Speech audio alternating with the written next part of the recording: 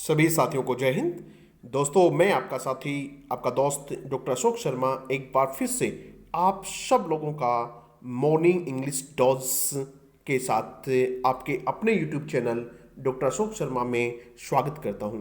दोस्तों, इस बहुत ही शानदार अद्भुत सेशन में मैं आप लोगों के साथ कुछ इंग्लिश के कॉन्सेप्ट्स, कुछ इंग्लिश के वर्ड्स, कुछ ग्रामर के पॉइंट्स शेयर करता हूं।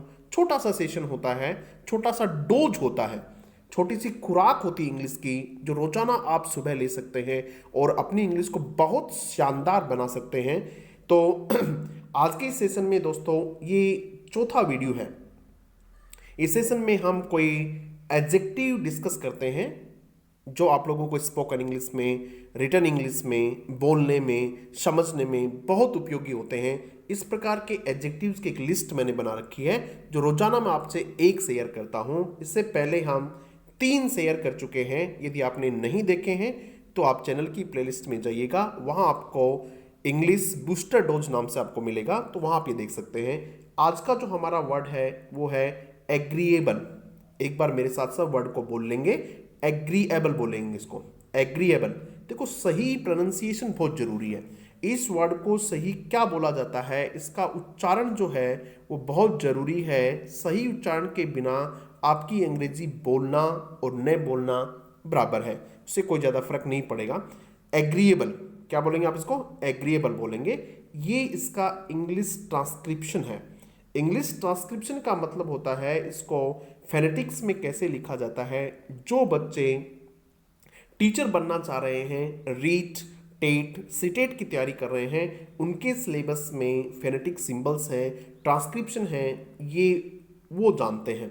कौन सा पार्ट ऑफ स्पीच है भाई? ये एडजेक्टिव है। कौन सा पार्ट ऑफ स्पीच है?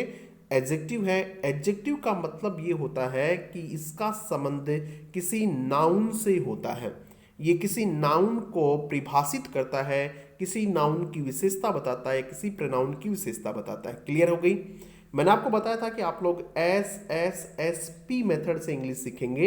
एस का मतलब होता है, आप सबसे पहले उसकी स्पेलिंग देखेंगे, एग्रीएबल, उसके बाद में उसकी साउंड देखेंगे, एग्रीएबल बोलते हैं इसको। उसके बाद में इसका मीनिंग देखेंगे और फिर पार्ट्स ऑफ स्पीच देखेंगे। अब इसका मीनिंग देखते हैं क्या होता है। एग्रीएबल का मतलब होता है प्लेजेंट। क्या होता है इसका? प्लेजेंट। प्लीजेंट नहीं बोलते इसको, प्लेजेंट बोलते हैं। प्लेजेंट का मतलब होता है बहुत ही सुहावना, बहुत ही अच्छा, नाइस।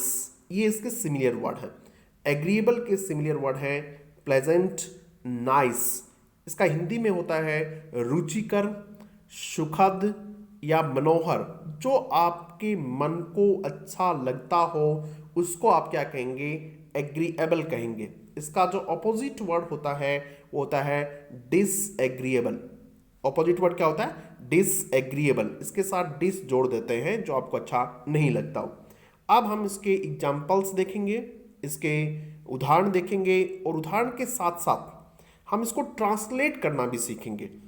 इंग्लिश से हिंदी को कैसे ट्रांसलेट करें और हिंदी से इंग्लिश को, इंग्लिश से हिंदी को कैसे आप ट्रांसलेट करें। ये सेंटेंस हमने लिखा है, we spent a most agreeable couple of hours there. We इसका सब्जेक्ट है, वी सेंटेंस का क्या भी सब्जेक्ट है, स्पेंट इसकी वर्ब है। आपको सब्जेक्ट और वर्ब का पता चल जाए तो सेंटेंस का लगभग अर्थ आप निकाल सकते हैं। वी यानी हम, हमने बिताए।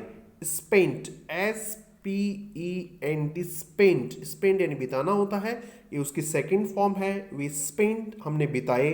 क्या बिताए? हमने व्यतीत किए। क्या व्यतीत किए? अ most agreeable couple of hours. ये इसका आपने क्या बिताए, ये इसका ऑब्जेक्ट हो गया। कहां बिताए? वहां बिताए, देयर हो गया। अब देखिए इसको हम समझते हैं। हमने वहां अ मोस्ट एग्रीएबल, बहुत ही सुखद, एग्रीएबल सुखद, और मोस्ट का मतलब बहुत ही सुखद। तो क्या मोस्ट का मतलब जो है वेरी है यार। मोस्ट का मतलब क्या है? वेरी है, बहुत। A most agreeable couple of hours there, हमने वहां बहुत ही सुखद समय बिताया। कुछ घंटे हमने वहां बहुत ही सुखद बिताए। देखिएगा, हमने वहां कुछ बहुत सुखद घंटे बिताए। ठीक है, तो ये आपका इंग्लिश थी और इसका हमने हिंदी में ट्रांसलेशन कर दिया, इसको ट्रांसलेट कर दिया।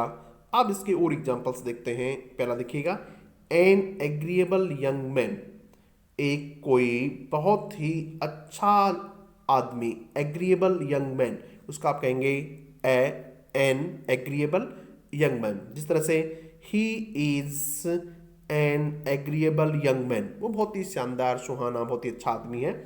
एन एग्रीएबल कंपेनियन, कंपेनियन का मतलब साथी होता है। एन एग्रीएबल चेंज, कोई चेंज, परिवर्तन हुआ जो आपको अच्छा लगता है। देखो परिवर्तन दो तरह के हो सकते हैं, एक जो आपको अच्छा लगे वो परिवर्तन, और एक ऐसा परिवर्तन हो जाता है जिससे आप नाखुश हो, वो भी डिसएग्रीएबल चेंज होता है। ये कैसा चेंज है? An agreeable change. उसके बाद देखिएगा, इसका दूसरा मीनिंग देखिएगा। हम कोशिश करते हैं कि उस वर्ड को हर कंटेक्स्ट में समझने की कोशिश करें, हर संदर्भ में समझने की कोशिश करें। इसका दूसरा मतलब होता है एक्सेप्टेबल। एक्सेप्टेबल का मतलब होता है स्वीकार्य। एग्री सहमत होना, उसी से एक्सेप्टेबल वर्ड हमने बना है स्वीकार्य। देखो इसके हम एग्जांपल्स देखेंगे। द मेन ऑब्जेक्टिव, मैन यानी मुख्य, ऑब्जेक्टिव का मतलब उसका उद्देश्य, लक्ष्य, इज टू फाइंड ए, वो है क्या करना, पता लगाना, ए सोल्यूशन, एक समाधान खोजना, that is agreeable to the company, जो कंपनी को स्वीकार्य हो। दैट इज एग्रीएबल, जो कंपनी को क्या हो, स्वीकार्य हो, to the company, in terms of cost, किसके संदर्भ में, कीमत के संदर्भ में, इन टर्म्स ऑफ कॉस्ट। तो ये हमने पढ़ा एग्रीएबल, स्वीकार्य हो। उसके बाद देखिएगा,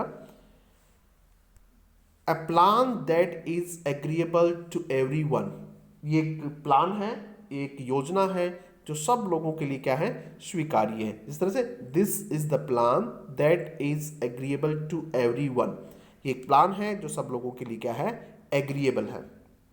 तीसरा देखिए, एन एग्रीएबल चेंज, ये हम ऊपर भी देख चुके हैं, और बहुत सारे एग्जांपल्स हम इसका देखने की कोशिश करेंगे।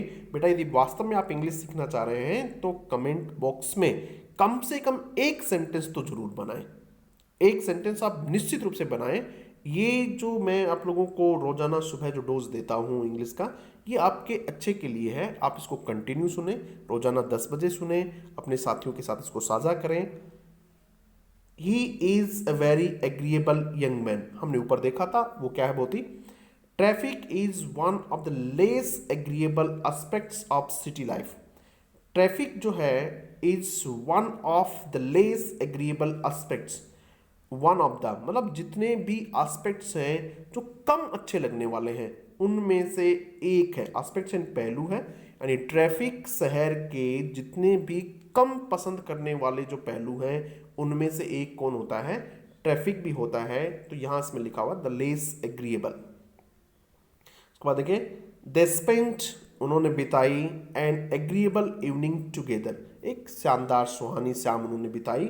दे spent an agreeable evening together, उन्होंने एक शानदार सुहानी शाम बिताई साथ। आई सजेस्ट, आई सजेस्टेड, मैंने सुझाव दिया, दैट की विल लीव अर्ली, कि हम जल्दी यहां से निकलें।